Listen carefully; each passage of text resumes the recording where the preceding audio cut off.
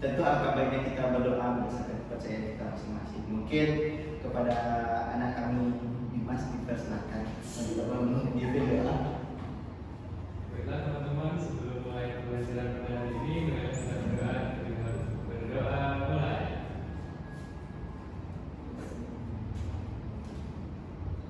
Berdoa selesai.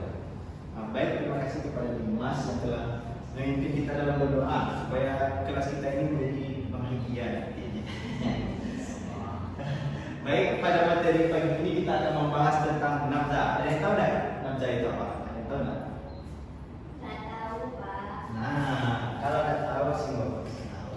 Nah, nafza itu terbagian dalam narkotika dan obat-obatan terlarang dan juga adiktif lainnya. Yang dimana definisi pada narkoba sendiri yang di sini bisa anak-anak lihat. Yang dimana narkoba adalah zat yang bisa menyebabkan ketergantungan dan merusak kesehatan. Nah, yang kita tahu narkoba itu menyebabkan kecanduan, itu yang membuat kita jadi candu, akan terus mengulang untuk mencoba. Bukan itu teman bapak ada. Nah, dan juga jika kita mengkonsumsi narkoba ini anak itu bisa menyebabkan dampak bagi kita, jadi dari dampak kesehatan seperti kerusakan organ dan juga gangguan mental.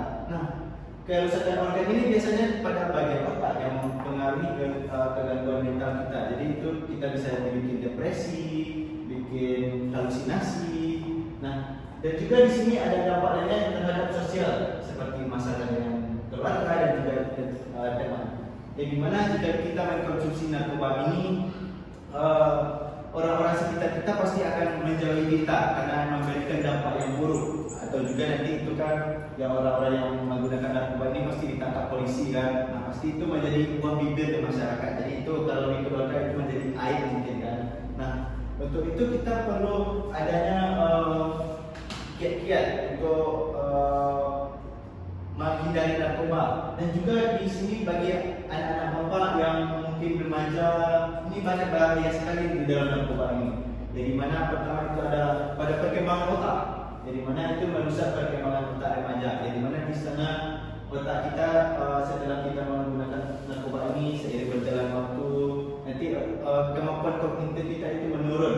Dari mana itu kita kesulitan untuk berpikir. Jadi pikiran kita tuh hanya ke narkoba saja. Jadi kayak hari ini kok nggak narkoba. Dan juga itu ada kinerja akademis. Jadi mana menurunkan kemampuan belajar kita. Setelah kita mengkonsumsi narkoba, di sini kita itu merasakan ngapain sekolah, ngapain. Jadi kita tuh membuat kita malas untuk ke sekolah. Jadi itu kita tidak tertarik lagi untuk belajar. Jadi kita lebih berleha-leha di rumah. Mungkin kalau dikasih uang oleh orang tua dibeli ke narkoba mungkin ya, kalau ada link-link untuk belinya. Dan juga itu ada hubungan sosial, yang dimana bisa mengganggu hubungan dengan orang-orang terdekat. Yang contoh tadi seperti keluarga kan. Dan juga di sini dan juga sebelum kita berkiat menghindari narkoba, di sini bapak akan memperlihatkan contoh dari narkoba itu sendiri, yang dimana di sini banyak contoh-contoh narkoba. Nah, ini bisa anak-anak bapak lihat. Itu narkoba tidak selalu misalkan itu yang viral-viral di lingkungan kita itu seperti ganja gitu kan. Terlihat kan anak? Tidak, Pak. Nggak terlihat, kita lihat. Nah, yang paling awam bagi kita yang dimana di sini antara ganja dan juga sabu-sabu. Kalau sabu-sabu itu bisa dibilang udah kategori cukup berat. Nah, biasanya dikonsumsi masyarakat itu bagi yang pecandu narkoba, mungkin itu belum ketahuan sama polisi, itu biasanya mengkonsumsi ganja. Jadi mana setelah memakai konsumsi ganja itu denyut jantungnya lebih cepat. Nah, itu mulut dia jadi ya lebih mulut dan tenggorokan itu seperti kering, kan? Itu memberikan halusinasi. Jadi setelah menggunakan ganja ini kan, seperti orang yang menggunakan ganja ini dia lebih kayak adem, kayak halusinasi. Jadi kayak apa yang dia inginkan kalau di kenyataan tidak dapat, jadi dia dapatnya tuh di dalam imajinasinya gitu kan. Dan juga di sini ada banyak contoh-contoh lain, ada morfin, heroin, ekstasi, kokain, dan amfetamin. Tapi yang anak bisa kita lihat untuk Indonesia sendiri karena penggunaan narkoba sungguh banyak, di mana itu termasuk ke dalam sebuah tindak kriminal, mungkin bukan kriminal, apa namanya itu anak-anak bisa ditahu yang menggunakan narkoba ditangkap polisi gitu kan. Nah itu juga biasanya pakai yang kayak gini gitu kan. Tetapi bagi negara maju obat-obat seperti ini menjadi obat di rumah sakit. Jadi itu sebagai apa namanya itu obat bios. Jadi bisa digunakan seperti itu. Setelah kita melihat contoh-contoh dari jenis-jenis narkoba ini, kita ada cara untuk menghindari dari supaya kita tidak mengkonsumsi narkoba agar kita selamat hidup di dunia dan juga akhirat. Nah, di sini dengan pertama itu kita hindari lingkungan yang berisiko, jadi mana kita jauhi teman-teman dan juga tempat yang berhubungan dengan narkoba. Jadi kita harus pandai-pandai memilih teman, memilih tempat bergaul. Jadi kita tuh harus pandai memilih, gitu kan. Dan juga kita harus perlu memahami bahaya dari narkoba. Di mana yang sudah Bapak jelaskan tadi itu banyak efek buruk seperti di lingkungan sosial maupun di pribadi kita sendiri. Dan juga itu kita bisa melakukan dengan mengembangkan hobi. Jadi kita itu memiliki hobi-hobi yang lain supaya tidak terjerumus ke sini. Jadi kita lebih melakukan kegiatan-kegiatan yang positif seperti olahraga ataupun juga seni. Dan juga mungkin itu cara dalam kiat-kiatnya.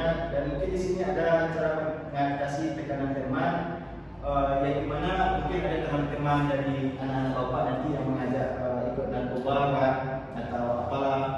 Kita harus bisa berani untuk mengatakan tidak. Jadi kita harus yakin supaya kita menggunakan narkoba gitu kan. Nah jadi kalau kita diajak narkoba, aku nggak mau ikut gitu kan. Dan juga kita harus cari dukungan seperti kita ke keluarga cerita ataupun juga ke teman-teman lain, gimana sih menurut kamu narkoba itu gitu kan. Dan juga kita bisa cari aktivitas seperti hal-hal yang positif lainnya. Mungkin anak bapak ada yang mau bisa ditanyakan dan telah bapak jelaskan tadi. Ya boleh kepada Feni. Izin bertanya Bapak, nah kalau misalnya nih kita nggak tahu bentuk narkoba itu seperti apa, nah terkadang tuh ada makanan atau minuman yang udah dicampur tuh sama narkoba. Nah ini gimana biar kita bisa tahu kalau itu tuh narkoba gitu? Nah pertama kan kita itu di rumah pasti ada orang tua, nah itu kan pasti kita dikasih jajan. Nah, bagaimana cara kita mengetahui atau tidaknya? Yang pertama, kalau jajan itu kita harus pandai-pandai memilih. Misal ada jajan-jajanan yang baru mungkin gitu kan. Nah, jadi kita harus bilang kepada orang tua, ini baik nggak jajan ini? Jadi kita harus libatkan orang tua kita juga kan. Jadi ya, misalnya ada permen-permen itu yang mengandung narkoba kan. Jadi kita harus bilang ke rumah ini bagus nggak? Gitu kan.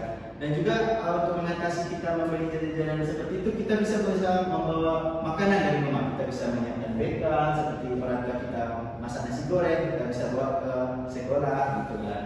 Dan juga kita bisa jadi lebih hemat uang gitu. Mungkin sekian. Ini apakah ada tambahan kepada Kardo? Tadi kan mengenai penjelasan Bapak kan Pak, ada sedikit terdengar di kami ya. Selamat dunia dan akhirat. Apakah mengkonsumsi, seseorang yang mengkonsumsi narkoba itu tidak selamat di akhirat? Nah, yang kita tahu kan, di mana di ajaran kita Islam ini kita dianjurkan untuk menghindari hal-hal yang berbau haram. Nah, narkoba ini tentu tergolong ke dalam sesuatu barang yang haram digunakan, gitu kan.